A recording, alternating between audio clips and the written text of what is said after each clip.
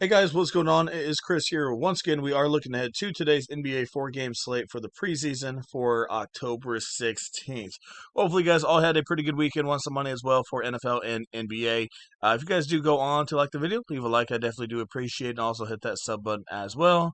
Lineup of ice videos almost every single day for you guys, especially in the regular season.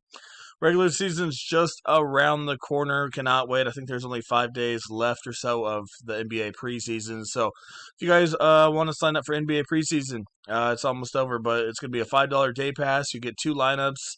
And like I said, we've been doing a pretty solid, in the NBA preseason. And if you just want the rest of the preseason, it's going to be $10, and you get the rest of the slate. So, like I said, it's pretty cheap. And switching over to the NBA regular season, it's going to be $35 for a month pass. If you guys do sign up for the month pass right now, you will get the rest of NBA preseason for free.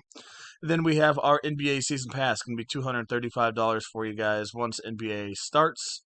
The regular season, it's going to go back up to 250. So, we'd love to have you guys come join us. Like I said, I've been doing this for a very, very long time, since 2014. Won 100,000, two-time $100,000 winner, and won a ton of $15,000, $16,000 ones. So, yeah, definitely have a good track record, won a ton of money. So if you guys want to come join us, we'd love to have you. Here is our Twitter right here. All you need to do is go to Twitter. Give us a follow when you're there. Message us, say, hey, we'd love to get in. If for some reason you can't message me, it says you need Twitter Blue or something, just comment on one of my posts. And then just say, hey, can you message me? I want to get in, and we'll message you guys. So that's what we got going on there today. Like I said, we have a four-game slate. Let's go break it down here. We got Atlanta and Indiana. So on that Atlanta side, like I said, most of these teams don't have a ton of games left. They have like one or two left. So most of them should be playing into the second half, maybe a couple in the third quarter. We'll just have to see. The main guys I'm looking at here is going to be Trae Young and Murray. So as we know, Trae Young, once he's out there, he shoots the ball a ton. Let's go see how he is doing here.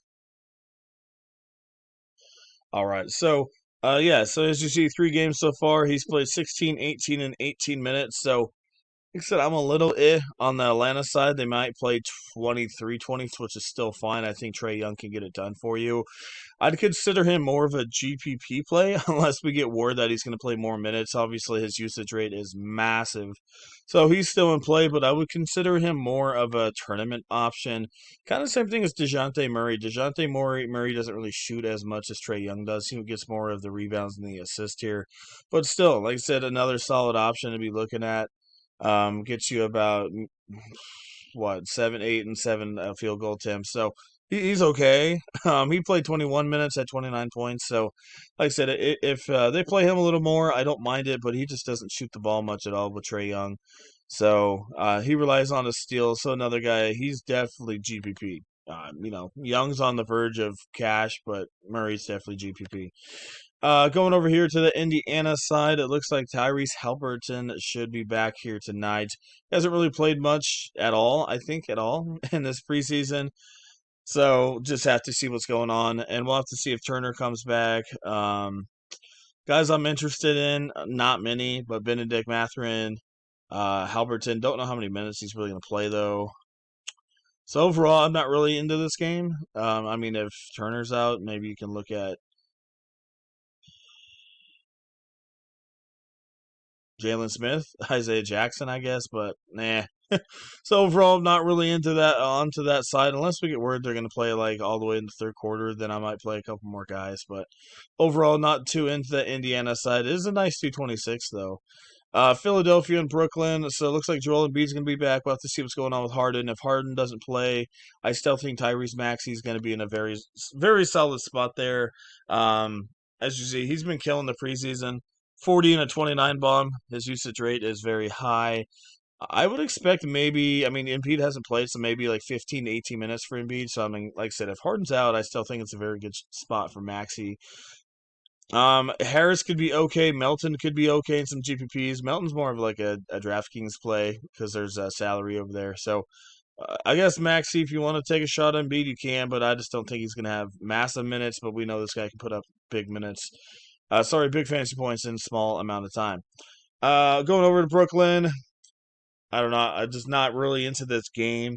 I mean, like I said, on DraftKings is better, with Ben Simmons and some guys like this because, you get extra points. But for FanDuel, like I said, with no salary, these guys aren't really needed. Like, yeah, you can put them in some GPPs, Ben Simmons and Mikal Bridges, but um, in cash games, I feel like they're just not great.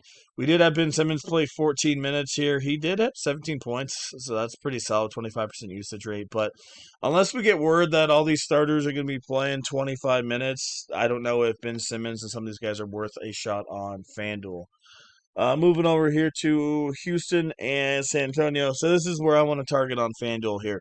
So Houston, as we know, they've been playing their guys mostly into the second half, and I just love it, and for good reason. Houston, San Antonio, both these teams are young, don't play a ton of defense. So for me personally, this is where I'm going to be targeting. Fred VanVleet only played 17 minutes last game. Shooting hasn't really been that great, but he's still worth a shot. Like I said, if we get word they're all going to play into the second half, definitely give Fred VanVleet a shot. Looks like Jalen Green's going to be out here, so Alfred Sengun is in a really good spot. Amen Thompson, Tyree Easton, we've been playing these guys all preseason. They're really good spots. Another guy that I could see in some GPP tournaments is Cam Whitmore. We'll just have to see because he plays 17 minutes and played 10 minutes, but as you see when he plays, he has a massive usage rate. So maybe you can go that way. Jabari Smith is obviously in play. So, I mean, it's your normal guys. You got Smith, Eason, Amon Thompson, and Alfred Sengun. Tate could be a GPP play. I could see Tate maybe putting up a little bit of numbers at really low ownership. I mean, he's over a fantasy point per minute guy as well. So maybe if he starts, you can put him in there, but I'm not like, he's not the best play out there, but, I don't think his ownership will be too high. Moving over here to San Antonio. So it looks like Victor, Trey Jones, and I think Devin Vassell are out, if I read that correctly. So Keldon Johnson, he may be back tonight, but I don't think he's played much in the preseason or any at all. So he might only play 15 to 18 minutes. Zach Collins, if he starts, he didn't play last game, but this guy is all over my radar. I love him. He's one of the guys that actually won us some pretty good money the other night. As you can see here, he put up 33. So I expect him to get about 22 to 25 points again, maybe a little bit, maybe 2 or 3 minutes in the second half. But I don't mind putting Zach Collins, especially against Houston. Jeremy Socam, another guy to look at, 26 and 23.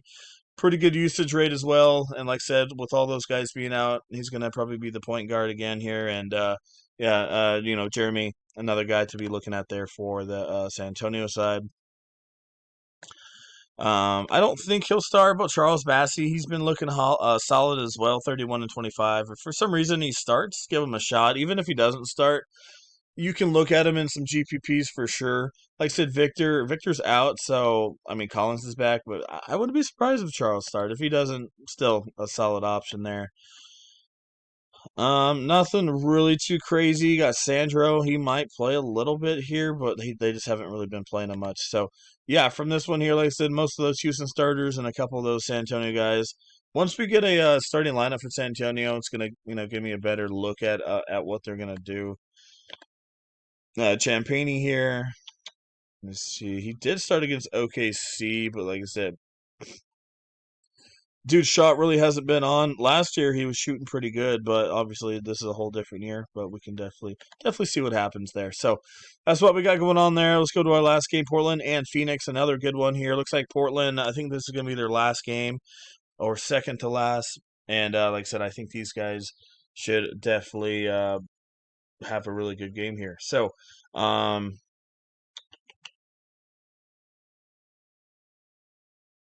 Let me just check something real quick, just to make sure it's their last game. All right, so yeah, it is their last game. Usually on preseason, that's a keyword.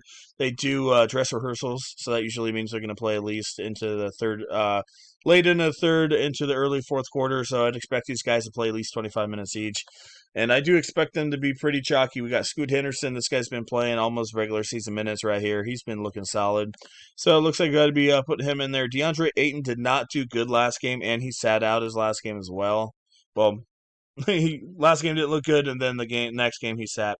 So he should be back here. I could see him coming back with a vengeance here. He did not look good at all. But Aiton, I think, is going to be a lower owned GPP team here tonight. Player tonight, my goodness. We've got Simons as well. Like I said, if we get word that they're all going to be playing in the second half, Simon's another guy to be looking at. He's looking good. I think he's going to be a really good fantasy player this year. Shaden Sharp, just like Scoot Henderson, playing quite a bit of minutes. Didn't even start last game and still played 29, so obviously they're going to get him in that game.